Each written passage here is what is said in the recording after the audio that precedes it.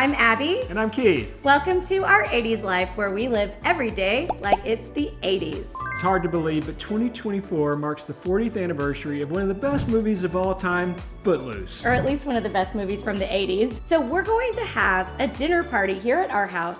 Dinner and a movie, 80s style. That's right, we're kicking off our Sunday shoes and kicking off a new series called Dinner in an 80s Movie. In the series, we'll be creating some themed dinners to go with the movies. And we're gonna invite some of our best friends over to watch the movies and to give our hot takes on it.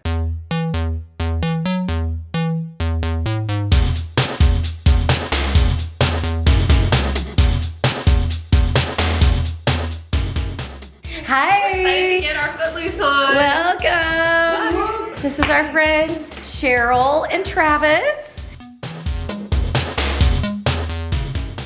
And they're gonna be joining us for Footloose night. Thanks for having us. All right, does it smell like bacon in here? Because Yeah. bacon is the star of the show tonight. Yes, it is. Yeah. Hello. Is Kevin Yes, Bacon he is. the star? Did you have a crush on Kevin back in the day? I did. Yeah, same. Yeah. He was really cute. Sorry, His Travis. butt looked good in those jeans.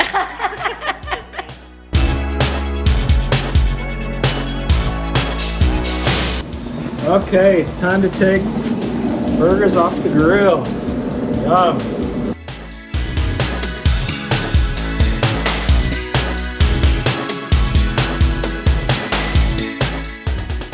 All right, I'm putting Miss Cheryl to work. Now this is gonna be a really hard job.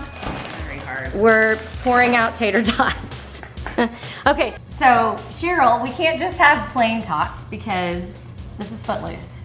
So what are we making today? We are making Reverend Moore's fiery tater tots. He was a fiery preacher. Yeah. He preached some fire and brimstone. Yeah, definitely. So we're gonna make it super hot. I also got this Mrs. Renfro's Ghost Pepper Nacho Cheese Dip for those that want it extra spicy and want to really go for it. fiery. Then we have that as an option. All right, so we're gonna start with 2 teaspoons of the chili powder. I mean, chili powder adds flavor, but I don't find it to be spicy. And then we're gonna do 1 teaspoon of garlic powder.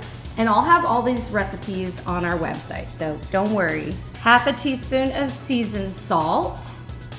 You could just use regular salt if you want, but I like the seasoned salt. And then we're gonna do 1/2 teaspoon of cayenne. That's where our spice is coming from. All right, stir that up. So instead of drizzling olive oil, because these already have some oil on them and they can be kind of greasy, we're just gonna use a spray-on olive oil. Give them a quick spray, just so that our seasoning will sort of like stick to these. And then we're just going to sprinkle it on. All right, here they go into the oven.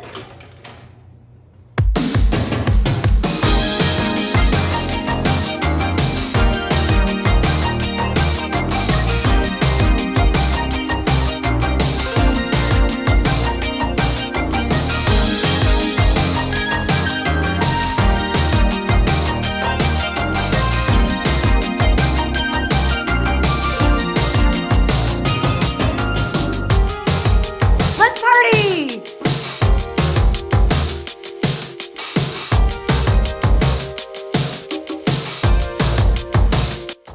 This is Mark. He's also going to be our mixologist here in a little bit. This is Susan. All right, but we have to show his plate because I put these little cups out for their cheese. And then this is Mark's plate. He just dumps it on there. And it's hot. And I told you. It is hot. I said, Good oh, hot. I saw you putting it on. I was like, oh, that's really hot. And then he just poured it on there. Steam's gonna come out my eyes here in a minute.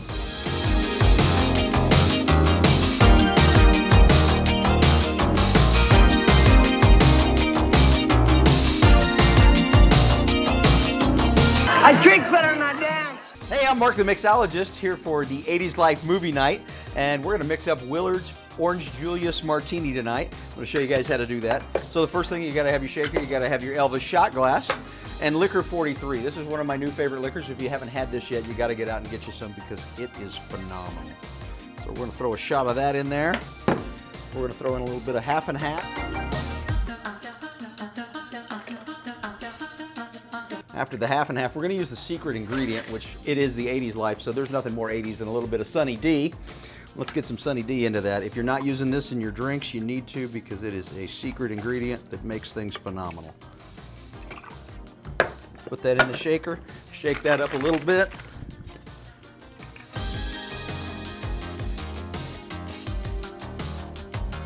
Throw in a candied orange, and there you have it right there, the Orange Julius Martini.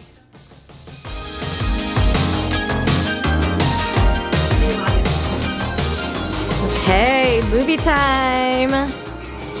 All right, so how this is gonna work is we're gonna watch the movie. We can't show it to you because of copyright, but when we're done, we're gonna come and chat it up and let you know what we think. All right, who remembers seeing Footloose in the actual 80s? Did you guys all see it? 100%. Absolutely. So I don't know if I loved it in the 80s because I don't think I really understood it. I mean, I was probably in about 4th grade. So did anybody love it in the theater? Every girl in my high school loved it. Every girl, because of Ren. That's why all the guys went to see this movie. Okay. So we literally just watched it. So having seen it in the 80s, did it hit different this time? I think I liked it better as an adult. I think I didn't relate to it as well in the 80s because none of the guys at my school danced like that. And they didn't dance when they got angry. And they didn't have an angsty dance rant. As far as you know. Well, I guess that's true. Maybe I just didn't see it. So I appreciated just the period piece that it was. Yeah. As an 80s movie with the perms and the feathered hair, the cars, the Nova that the girls drove. You gotta love the Nova. We have to talk about that because Cheryl I had got a very 75 excited about Chevy Nova. That was her That car. was my first car, and it had a 350 engine. And wow. I could race boys, And beat them. Yeah. It just takes you back in time. Like a time capsule. It Time really is a capsule. time And capsule. Susan had the bug. I had a So, I mean, 73 yellow Volkswagen. Mine was a Super Beetle, but it was basically what he drove, only mine didn't have all the rest. It had a better paint job. I mean, that is But so it was crazy. not fast. We were watching the movie and both of these were like, that was my first car. She's like, that was my first car. That was really fun. Well, in the 80s, we would have all been kids.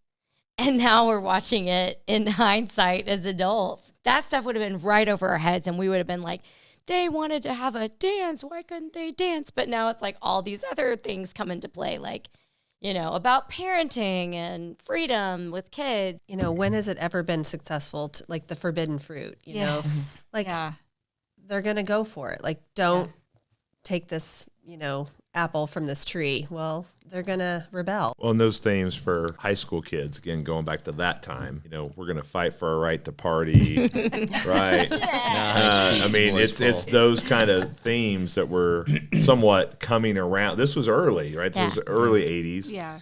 And those themes came along. Oh, so you're going, Twisted Sister, we're not going to take it. Right, we're not going to take it, right? I mean, you just keep going up the chain, and that's what, in a way, there was part of that rebellion that came from this, and you could see why if you were 18, I don't think any of us were 18, or, you know, we weren't the age of the kids in this movie. We were a little younger, but you can see why they could go like, whatever it was, whatever rebellion you were having, that was a time to bring that out a little bit.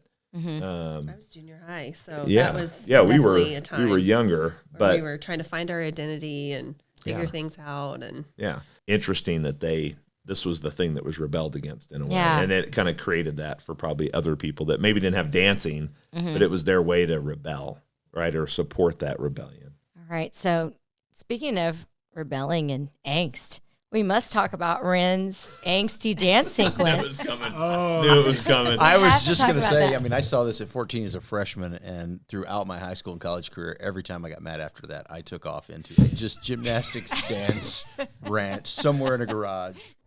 If you enjoyed this video, you'll want to hear the rest of our conversation. Click the link on your screen to watch the full podcast episode.